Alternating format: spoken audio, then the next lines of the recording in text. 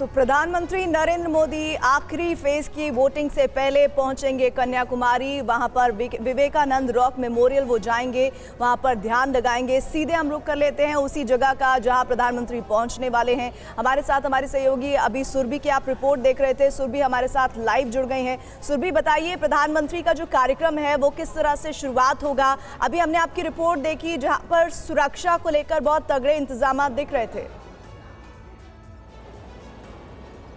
बिल्कुल, और यही वजह है कि प्रीति इस वक्त मैं देख रही हूँ कि कपिल सीधी तस्वीरें दिखा दीजिए, क्योंकि यहाँ पर दोपहर 12 बजे के बाद से सभी फेरी सर्विसेज को बंद कर दिया गया था, क्योंकि एक टूरिस्ट स्पॉट भी है। तो जाहिर सी बात है दूर दूर से लोग स्वामी विवेकानंद के बारे में जानने के लिए, उस जगह को देखने के लिए भी यहाँ पर आते हैं। लेकिन इस बीच में यहाँ पर देख रही हूँ कि किस तरीके से जो नेवी और कोस्टल सिक्योरिटी ग्रुप है उनकी तरफ से बाकायदा यहाँ पर पूरे एरिया को ट्रैक किया जा रहा है। और ये वो जगह है जहाँ पर मैं देख रही हूँ कि इस वक्त कपिल, क्योंकि ये पूरा एरिया कॉर्डन ऑफ किया जा चुका है, तो यहाँ पर गाड़ियों की एक लंबी कतार है। और अब से थोड़ी देर बाद यानी कल शाम का वो वक्त होगा जब प्रधानमंत्री नरेंद्र मोदी यहाँ पर मौजूद होंगे। और अब कपिल ये सीधी तस्वीर दिखा दीजिए, क्योंकि यहाँ से ही फेरी में बैठते हुए यहीं से सीधे आगे प्रधानमंत्री नरेंद्र मोदी आएंगे इस मेमोरियल रॉक पर। हालांकि यहाँ राजनीतिक जो गर्मी इस वक्त आप स्टूडियो में जिस लिहाज से चर्चा करती है, यहाँ का मौसम बिल्कुल उससे उलट है। और ये बहुत इंपॉर्टेंट भी है कि किस तरीके से आखिरी चरण के चुनाव से पहले इस खास जगह पर आकर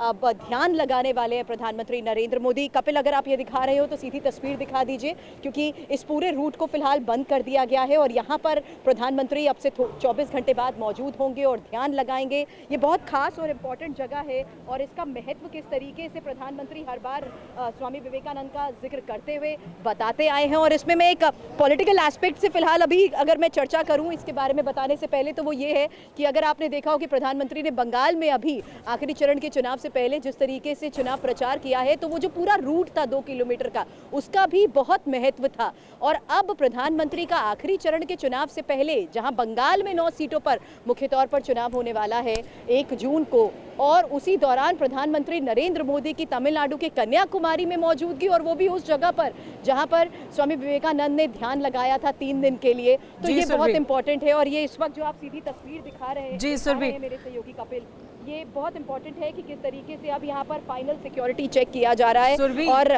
पॉलिटिकल एस्पेक्ट के साथ साथ। और यहाँ दिल्ली में तापमान रिकॉर्ड तोड़ रहा है करने के बाद, सुरभि दिल्ली में तापमान रिकॉर्ड तोड़ रहा है, 52.3 तक पहुंच चुका है। अपने आप में इससे पहले कभी इतना तापमान दर्ज नहीं किया गया। जाहिर सी बात है वहाँ एक अलग तरह का मौसम भी है, वहाँ हवा भी चलती हुई हम देख सकते हैं इस वक्त तस्वीरों में। प्रधानमंत्री नरेंद्र मोदी यहाँ पहुंचेंगे, लेकिन इससे पहले भी 2014 में भी 2019 में भी जब भी वो कहीं पर गए हैं, इस तरह से ध्यान लगाया है, तो वो इतने बड़े चुनाव प्रचार के बाद जब कहीं पर पहुंचते हैं तो उसके साथ कई मैसेज वो देने की कोशिश करते हैं। और वही मैसेजिंग यहाँ से भी होगी, यानी एक नहीं कई संदेश हमें देखने को मिलेंगे।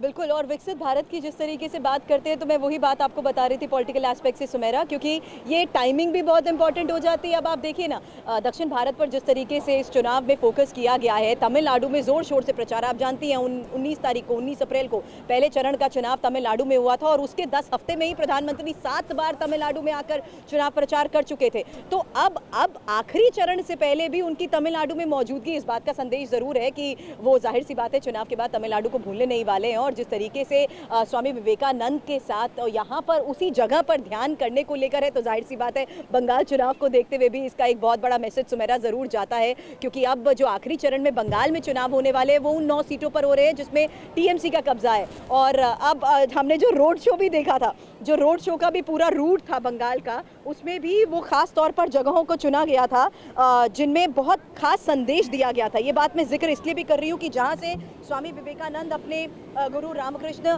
परमहंस से मिलने जाते थे, वही 2 किलोमीटर का रूट था जिसको प्रधानमंत्री ने अभी कुछ दिन पहले रोड शो किया था। तो वो एक हिस्टोरिक रूट था। ये जो हवाएं हैं कन्याकुमारी की, लग रहा है इसका कुछ असर दिल्ली एनसीआर पर भी हो गया है। और जो तापमान रिकॉर्ड तोड़ रहा था, जानकारी ये है कि अभी इस वक्त बारिश हो रही है। शुक्रिया सुरभि, तमाम जानकारियां हम तक पहुंचाने के लिए। आगे हम आपसे जुड़ते रहेंगे।